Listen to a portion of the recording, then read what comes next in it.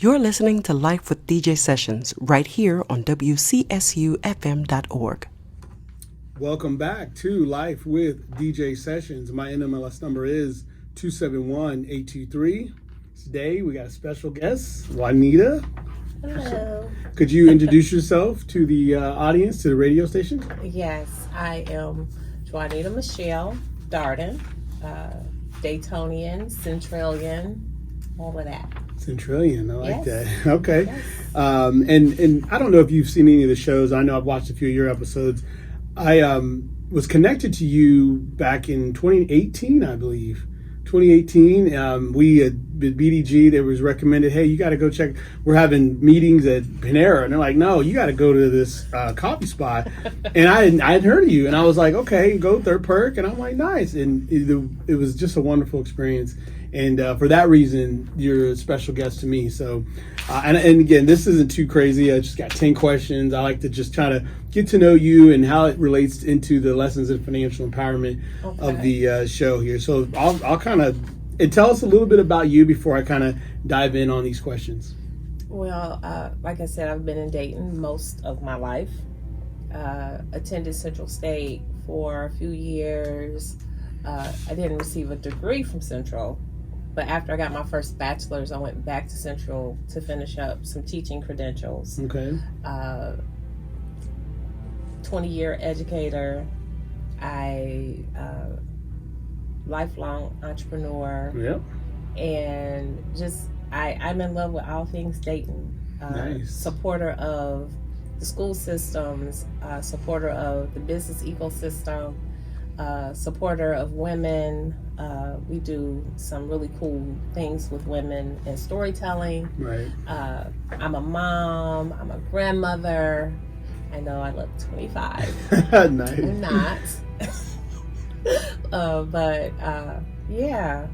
All around perky chick is like what I like to call myself. Nice. Yeah. And you run the People's Coffeehouse, though. The People's Coffeehouse. And that's where like I said, I got introduced to you, and I know you're also podcasting as well, right? So you got a show. I have a show. It's called The Broken Entrepreneur. Nice. And that came out of me recognizing my period of brokenness.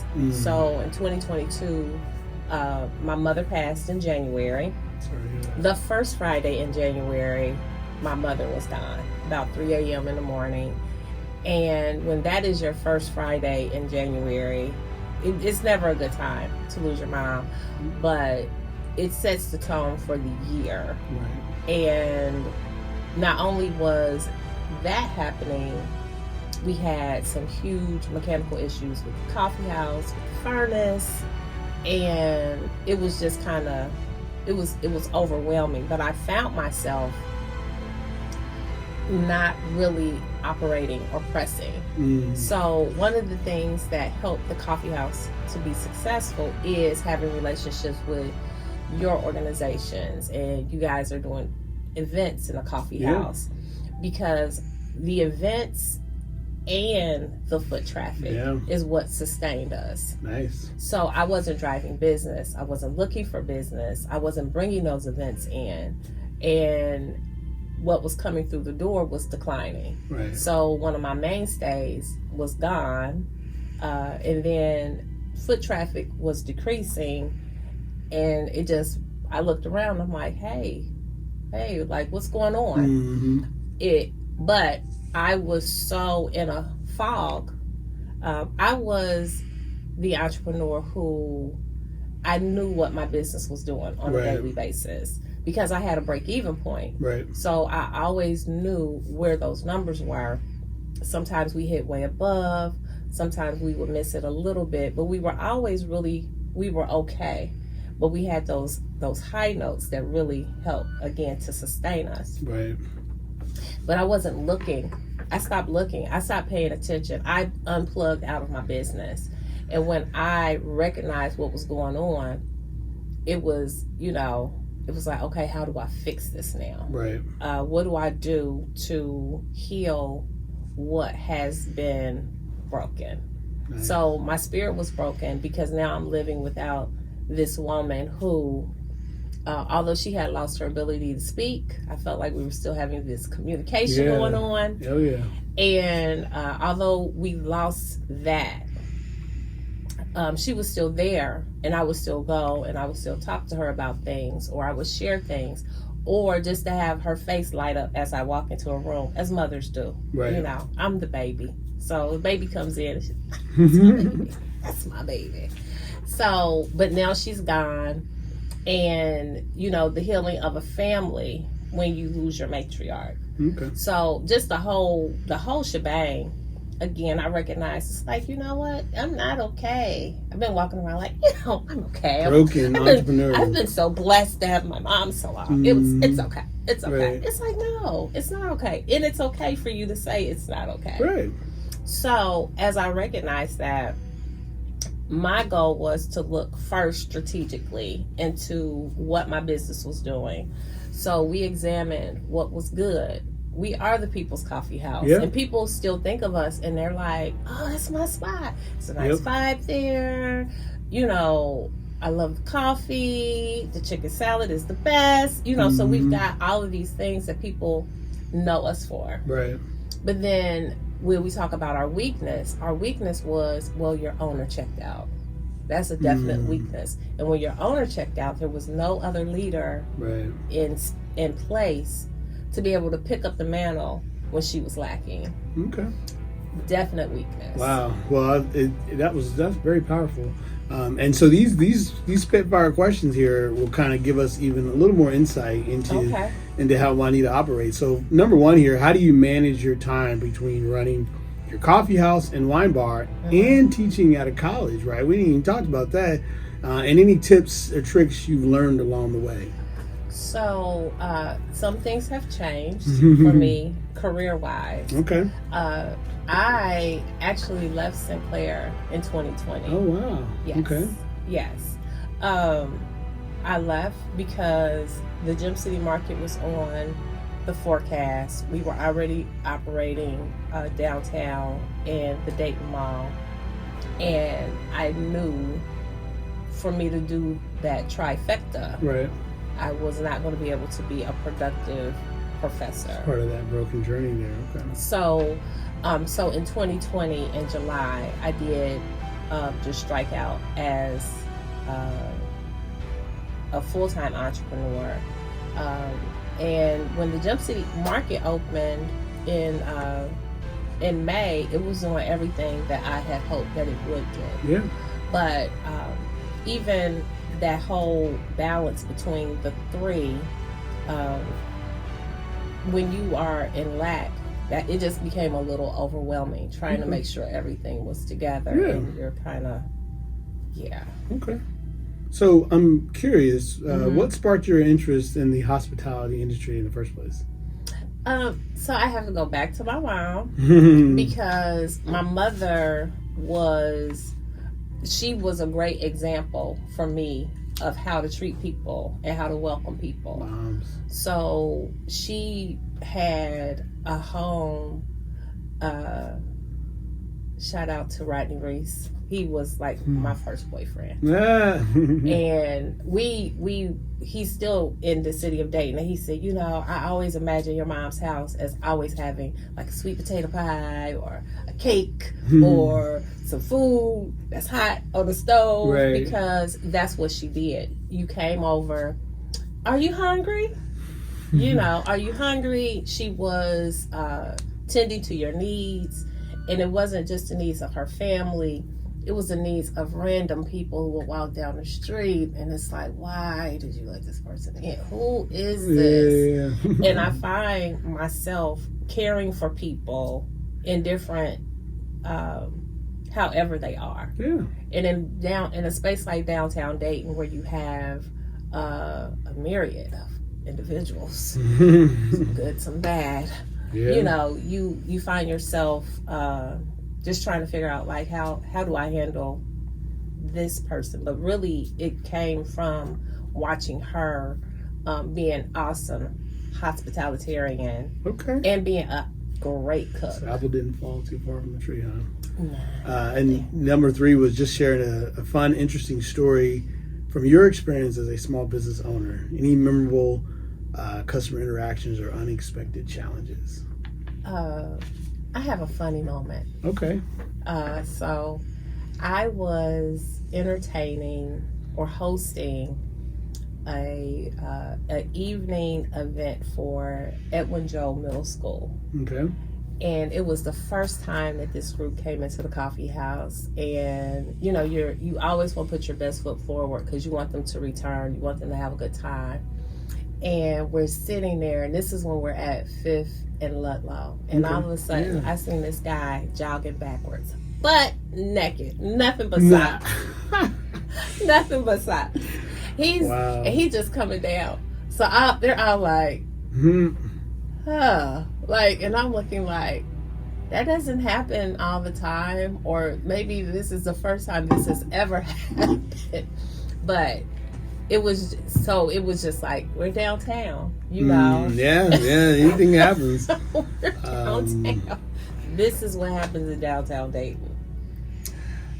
And so is there anything else? Because I know we've had a couple events at your spot, and I have always. And I didn't mean to cut you off. I was thinking in my brain. I remember as I was getting to know you, they were like, "Yeah, she does."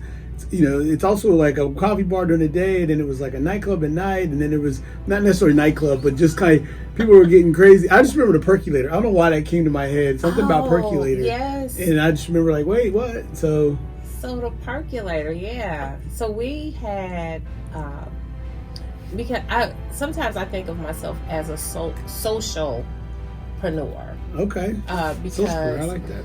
We started something called the Percolator, and the Percolator is our version of a friendly Shark Tank, where we have people come in and they did a 90-second pitch. And I'm surprised you didn't participate in the Percolator, because I invited. It was always a panel of. Because I thought it was a dance. Like I was like, it's time for the percolator. So it kind of, that's why I didn't understand. So, oh my goodness, that's awesome. So we would start off always with the percolator song, always, but we would allow entrepreneurs or budding entrepreneurs to come in, give their pitch, and then the experienced panel would offer helpful suggestions. So it wasn't as gut punching as the Shark Tank. I like that. But constructive criticism. Exactly.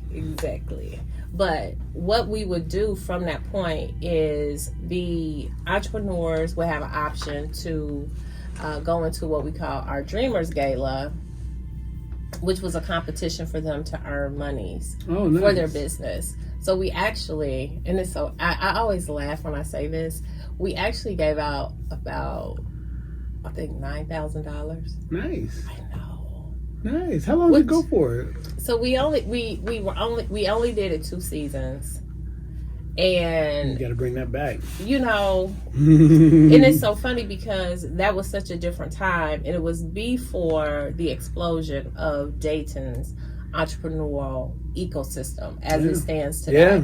Yeah. So we had the Percolator, but then they had the Early Risers Academy. That's right. And then you had the Dreamers Gala, and now you have other sources. On that. Absolutely. Yeah, actually, absolutely. Are we talking at the startup? Yeah, mindset. I like that. I saw I was like, nice. Yes, I am Real there. talk. And I'm excited about that. Yeah, I'm excited too.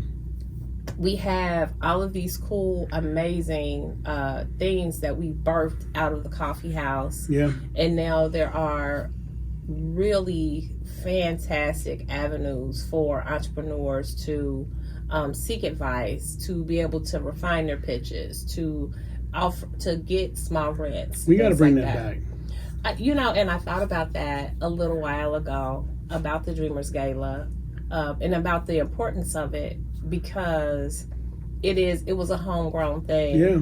And it's a hands down great opportunity for us to be able to support our own. Oh yeah. Because not just as a Dayton community, but as an African American community, having to understand the importance of supporting our own and creating our own philanthropic pools. Yeah.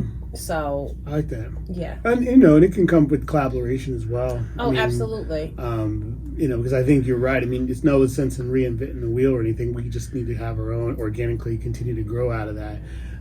Just hearing it, you're right. I don't know why I wasn't involved, and I think that's probably what started. Someone said I should, and they said a name, and that threw me off. Like, it may have. I don't think it carried into 2018, and that's why you probably weren't involved. Okay. So in 2018, because there was some work that you had to do, so you did have to submit a small business plan. Because for me, I felt like I did better in my venture at the coffee house because I did the work of a business plan. Right. I understood what it truly meant to be a coffee house owner. I got the training. I know how to work the equipment. Like, there's nothing in the coffee house that goes on that I can't do except electrical work. Yeah. I could do a little plumbing, but I cannot do electrical work. I am scared of the shock. Okay. So well, and I'll lead into one other question here. Are there any trends or changes in the coffee wine industry that has caught your attention recently? Well, we've changed some things. Okay. So what are some we are changes? just Third Perk Coffeehouse. The wine bar, I let that go. No wine bar either? Okay. No, because we are expecting my little soft serve ice cream machine any day now. Nice. And because it really flows more into my brand of what I want to do. Because I don't want to serve drunk people. I want to be a part of the drunk people. There you go. And I'm not even I'm not a big drinker, but I don't really, it wasn't what I wanted to do. And organically, we never became that evening bar. People weren't just funneling into the coffee house as a watering hole. It was a space that you went to because DJ was having something or this person was having something. But if there wasn't a event going on, then we did not get the flow for the evening. It was a destination if there was something going on. Nice. Yeah. So the ice cream, we're going to do some ice cream socials. We'll be able to infuse ice cream into the coffee, similar to what we did even with the alcohol and coffee. But we've got a lot of cool things. We have rebranded ourselves as the Sweetest Corner in downtown Dayton. Nice. Okay. Because, Juanita's so sweet.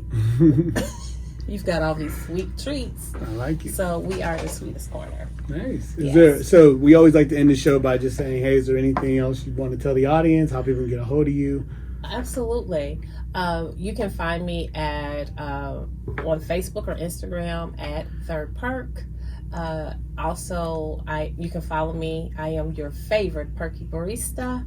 And the Broken Entrepreneur podcast is now on, Amazon Prime, Spotify. Nice. We're across a couple platforms. Look at you. But you Very can see nice. the visual on YouTube. So nice. yeah, Very nice. I was pleasantly surprised. The first month we had well over 10,000 views, and it was just really cool. That is awesome. And it was pleasantly surprising. Congratulations. Yes. That is nice. Yes, That'll thank be you. a wrap. Tune in on the next show. Thank you. You're listening to Life with DJ Sessions. Special thanks goes to Wade Oberlin of OnOurOwnRadio.com, Charles Fox, K-Divas Music Media, and the BDG Network. For more lessons in financial empowerment, stay tuned right here on WCSUFM.org for more Life with DJ Sessions.